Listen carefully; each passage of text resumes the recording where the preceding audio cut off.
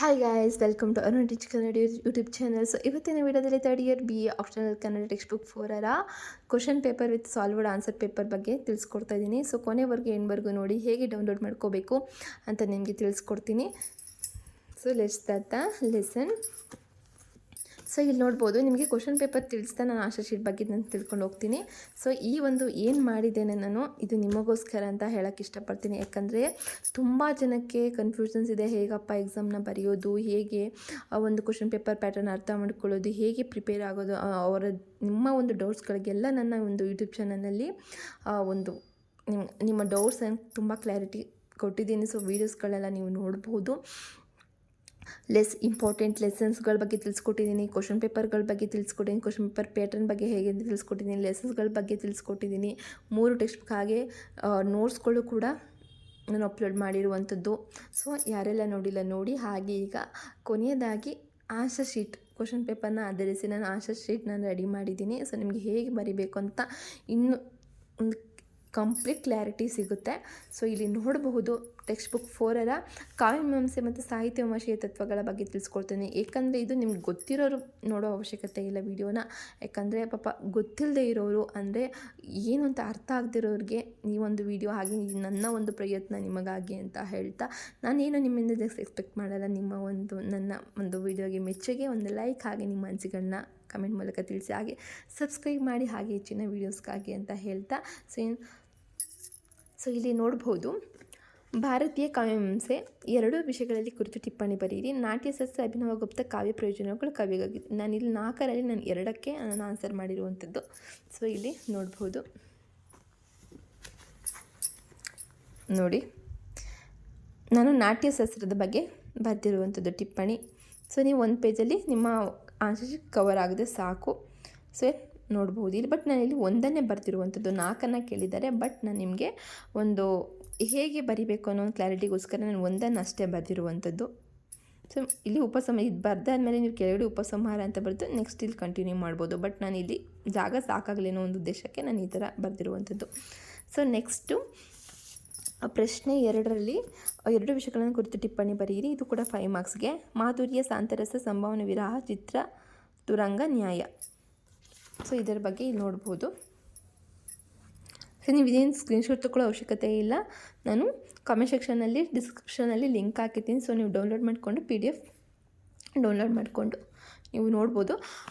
ಅಂದರೆ ಡೌನ್ಲೋಡ್ ಮಾಡ್ಕೊಂಡು ನೀವು ಜೆರಾಕ್ಸ್ ತಗೊಂಡು ನೀವು ಓದ್ಕೊಬೋದು. ಬಟ್ ನಾನು ಇಲ್ಲೇನಂದರೆ ನಿಮ್ಗೊಂದು ಕ್ಲಾರಿಟಿ ಕೊಡ್ತಾಯಿದ್ದೀನಿ, ನಿಮಗೆ ಹೇಗೆ ಕ್ವಶನ್ ಪೇಪರ್ ಹೆಂಗೆ ಬಂದಿರುತ್ತೆ, ನಾನು ಹೇಗೆ ಬರ್ತಿದ್ದೀನಿ ಅದನ್ನು ತಿಳಿಸ್ಕೊಡೋದಕ್ಕೆ ಈ ಒಂದು ವಿಡಿಯೋ. ಸೊ ಇಲ್ಲಿ ನೋಡ್ಬೋದು. ಸೊ ಟಿಪ್ಪಣಿ ಇಷ್ಟ ಆಗಿರುತ್ತೆ. ಸೊ ನೆಕ್ಸ್ಟು ವಿಭಾಗ B-ಯಲ್ಲಿ ನೋಡ್ಬೋದು, 1 ಪ್ರಶ್ನೆಗೆ ಉತ್ತರಿಸಿ. 2ನ್ನು ಕ್ವಶನ್ ಕೊಟ್ಟಿರ್ತಾರೆ, ನೀವು 1ನ್ನು ಆನ್ಸರ್ ಬರೀಬೇಕಾಗುತ್ತೆ. ಭಾರತ ಕಾವ್ಯಮೀಮಾಂಸೆ ಉಗಮ ಮತ್ತು ವಿಕಾಸನವನ್ನು ಕುರಿತು ಇದು ತುಂಬ ಇಂಪಾರ್ಟೆಂಟ್, ತುಂಬ ರಿಪೀಟೆಡಾಗಿ ಕೇಳಿದ್ದಾರೆ, ಇದು ಕೂಡ ಇಂಪಾರ್ಟೆಂಟ್. ಹಾಗೆ ಕಾವ್ಯ ಲಕ್ಷಣಗಳು, ವಿವಿಧ ಅಲಂಕಾರಿಕ ಅಭಿಪ್ರಾಯದ ಹಿನ್ನೆಲೆಯನ್ನು ವಿವರಿಸಿ, ಇದು ಕೂಡ ಇಂಪಾರ್ಟೆಂಟ್. ಸೊ ನಾನು ಇದರಲ್ಲಿ 2ರಲ್ಲಿ 1ನ್ನು ಬರೆದಿದ್ದೇನೆ, ಅದೇ ಭಾರತೀಯ ಕಾವ್ಯಮೀಮಾಂಸೆಯ ಉಗಮ ಮತ್ತು ವಿಕಾಸವನ್ನು ಸಂಕ್ಷಿಪ್ತವಾಗಿ ವಿವರಿಸಿ. ಇದನ್ನು ಬರೆದಿರುವಂಥ ಆನ್ಸರನ್ನು ಬರೆದಿರುವಂಥದ್ದು. ನೀವು ಯಾವುದೇ ಒಂದು ಕ್ವಶನ ಬರೆಯೋಕ್ಕೂ ಮುಂಚೆ ಫಸ್ಟು ಪೀಠಿಕೆ ಮೆನ್ಷನ್ ಮಾಡಬೇಕು, ನಂತರ ವಿವರಣೆಯನ್ನು ಮೆನ್ಷನ್ ಮಾಡಿ ಈ ಥರ ಬರಿಬೇಕು. ಸೊ ಇಲ್ಲಿ ನೋಡ್ಬೋದು. ಹಾಗೆ ಲಾಸ್ಟಲ್ಲಿ ಉಪಸಂಹಾರವನ್ನು ಬರೆಯುವಂಥದ್ದು. ಹಾಗೆ ನೆಕ್ಸ್ಟು 1 ಪ್ರಶ್ನೆಗೆ ಉತ್ತರಿಸಿ. ಇದು ಕೂಡ 10 ಮಾರ್ಕ್ಸ್ಗೆ. 2ನ್ನು ಕೊಟ್ಟಿರ್ತಾರೆ, ನೀವು 1ನ್ನು ಬರಿಬೇಕಾಗುತ್ತೆ. ಸೊ ನೋಡ್ಬೋದು, ಇಲ್ಲಿ ನಾನಿಲ್ಲಿ ಕಾವ್ಯದಲ್ಲಿರುವ 10 ಗುಣಗಳು ಮತ್ತು ಅದರ ಲಕ್ಷಣಗಳನ್ನು ವಿವರಿಸಿ ಅದರ ಬಗ್ಗೆ ಆನ್ಸರ್ನ ಬರೆದಿರುವಂಥದ್ದು. ಸೊ ಫಸ್ಟ್ ಪರಿಚಯ ಅಂದರೆ ಪೀಠಿಕೆಯನ್ನು ಬರೆದು, ನಂತರ ವಿವರಣೆಯಲ್ಲಿ 10 ಗುಣಗಳ ಸಹಿತ ವಿವರಣೆಯನ್ನು ಈ ಥರ ನೀವು ಬರಿಬೇಕಾಗುತ್ತೆ. ಲಾಸ್ಟಲ್ಲಿ ಉಪಸಂಹಾರ. ಸೊ ಇಷ್ಟೇ. ಹಾಗೆ ಪ್ರಶ್ನೆ 5ರಲ್ಲಿ 1 ಪ್ರಶ್ನೆ ಉತ್ತರಿಸುವ. ಸ್ಥಾಯಿ ಭಾವ ಮತ್ತು ಸಂಚಾರಿ ಭಾವಗಳೆಂದರೇನು, ಭರತನ ಅಭಿಪ್ರಾಯದ ಹಿನ್ನೆಲೆಯನ್ನು ವಿವರಿಸಿ, ಹಾಗೆ ಸಪ್ನ ವಿಘ್ನಗಳು ಯಾವುವು, ಇದರ ಬಗ್ಗೆ ತಿಳಿಸ್ಕೊಡ್ತೀನಿ 10 ಮಾರ್ಕ್ಸ್ಗೆ. ಸೊ ನೋಡಿ ಬರೆದಿದ್ದೇನೆ ನೋಡಿ, ಸಪ್ನ ವಿಘ್ನಗಳು ಪ್ರಶ್ನೆ 5. ನಾನಿಲ್ಲಿ ಸಪ್ನ ವಿಘ್ನಗಳು ಯಾವುವು ಅದರ ಬಗ್ಗೆ ತಿಳಿಸ್ಕೊಟ್ಟಿರುವಂಥದ್ದು. ಸೊ ನೋಡಿ,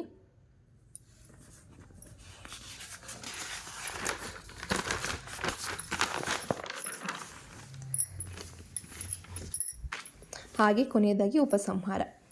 ನೆಕ್ಸ್ಟು ವಿಭಾಗ C-ಯಲ್ಲಿ ನೋಡಬಹುದು, ಪ್ರಶ್ನೆ 6ರಲ್ಲಿ 2 ಕ್ವಶನನ್ನು ಕೇಳಿರ್ತಾರೆ, 1 ಅದಕ್ಕೆ ಆನ್ಸರ್ ಬರೀಬೇಕಾಗುತ್ತೆ 10 ಮಾರ್ಕ್ಸ್ಗೆ. ಸೊ ಇಲ್ಲಿ ನೋಡ್ಬೋದು, ಏನೂ ಕಷ್ಟ ಇಲ್ಲ ಗೈಸ್, ಬಟ್ ಓದಬೇಕು, ತಿಳ್ಕೋಬೇಕು ಅಷ್ಟೇ. ತುಂಬ ಈಸಿ ಇದೆ, ನೋಡ್ಬೋದು ಹೇಗೆ ಬರೆದಿದ್ದೀನಿ ಅಂತ. ಕೊನೆಯದಾಗಿ ಉಪಸಂಹಾರ. ನೆಕ್ಸ್ಟ್ ಇಲ್ಲಿ ನೋಡಿ, ಇದೇನಿದೆ ಪ್ರಶ್ನೆ ಹೇಳೋರಲ್ಲಿ I A Richards, Matthew Arnold, P B Shelley. So ಇದರಲ್ಲಿ ರಿಚರ್ಡ್ಸ್ ಮತ್ತು ಮ್ಯಾಥ್ಯೂ ಆರ್ನಾಲ್ಡ್ ತುಂಬ ಇಂಪಾರ್ಟೆಂಟ್, ತುಂಬ ರಿಪೀಟೆಡಾಗಿ ಕೇಳಿರುವಂಥದ್ದು. ಸೊ ನಿಮಗೆ ಇವ್ರ ಬಗ್ಗೆ, ನಿಮ್ಗೆ ಇಂಗ್ಲೀಷ್ ಕವಿಗಳ ಬಗ್ಗೆ ನಿಮಗೆ ಟಿಪ್ಪಣಿ 5 ಮಾರ್ಕ್ಸ್ ಕೇಳ್ತಾರೆ, ಡೌಟೇ ಬೇಡ. ನೀವು ಟೆಕ್ಸ್ಟ್ ಬುಕ್ನಲ್ಲಿ ನಾನು ಹೇಳಿದಾಗೆ ನಾನು ಲೆಸನ್ ಮಾಡಿದ್ದೀನಲ್ಲ, ಸೊ ಅದರಲ್ಲಿ ಹೋಗಿ ನೀವು ನೋಡ್ಬೋದು. ನಾನು ಇಂಪಾರ್ಟೆಂಟ್ ಲೆಸನ್ಸ್ಗಳಲ್ಲಿ ಮೆನ್ಷನ್ ಮಾಡಿದ್ದೀನಿ, ಆಯಿತಾ. ಹಾಗೆ ಇದರ ನೋಟ್ಸನ್ನು ಕೂಡ ಮಾಡಿರುವಂಥದ್ದು, ನೋಟ್ಸ್ ವಿತ್ ಲೆಸನ್ನ ಎಕ್ಸ್ಪ್ಲೇನ್ ಮಾಡಿರೋದು ನಾನು. ಸೊ ನೀವು ನೋಡ್ಬೋದು, ನನ್ನ ಯೂಟ್ಯೂಬ್ ಚಾನಲಲ್ಲಿ ಅಪ್ಲೋಡ್ ಮಾಡಿದ್ದೇನೆ. ಸೊ ಇದು 5 ಮಾರ್ಕ್ಸ್ಗೆ. ಸೊ ನಾನು ಇಲ್ಲಿ ಬರೆದಿರುವಂಥದ್ದು ಯಾರ ಬಗ್ಗೆ ಅಂದರೆ ಐ ರಿಚರ್ಡ್ಸ್ ಬಗ್ಗೆ ಬರೆದಿರುವಂಥದ್ದು. ಸೊ ನೀವು ಇಷ್ಟನ್ನು ಬರೆದ್ರೆ ಸಾಕು, ಅರ್ಥ ಆಯ್ತಾ. ಸೊ ನೆಕ್ಸ್ಟ್ ಪ್ರಶ್ನೆ 8ರಲ್ಲಿ ಬರುವಂತಹ ಒಂದು ಪ್ರಶ್ನೆಗೆ ಉತ್ತರಿಸಿ. ವಿಮರ್ಶೆ ಎಂದರೇನು, ಅದರ ಸ್ವರೂಪ ಮತ್ತು ಮಹತ್ವವನ್ನು ವಿವರಿಸಿ. ಹಾಗೆ ಸಮಾಜ ಕೃತಿ ಕೇಂದ್ರಿತ ವಿಮರ್ಶೆಯನ್ನು ಸಂಕ್ಷಿಪ್ತವಾಗಿ ವಿವರಿಸಿ. ಸೊ ಇವೆರಡರಲ್ಲಿ ನಿಮಗೆ ನಾನು ವಿಮರ್ಶೆ ಎಂದರೇನು, ಅದರ ಸ್ವರೂಪ ಮತ್ತು ಮಹತ್ವವನ್ನು ವಿವರಿಸಿ, ಯಾಕಂದರೆ ಇದು ಇಂಪಾರ್ಟೆಂಟ್. ಸೊ ಅದಕ್ಕೆ ನಾನು ಇವನ್ನ ಕ್ವಶನ್ನ ಆನ್ಸರ್ನ ಬರೆದಿರುವಂಥದ್ದು. ಸೊ ಇಲ್ಲಿ ನೋಡ್ಬೋದು, ವಿಮರ್ಶೆ ಎಂದರೇನು, ಅದರ ಸ್ವರೂಪ ಮತ್ತು ಮಹತ್ವವನ್ನು ಬರೆದಿರುವಂಥದ್ದು. ಸೊ ನಿಮಗೆ ಟಿಕ್ ಹಾಕ್ತೀನಿ, ಯಾಕಂದರೆ ಗೊತ್ತಾಗಲಿ ಅಂತ. ಸೊ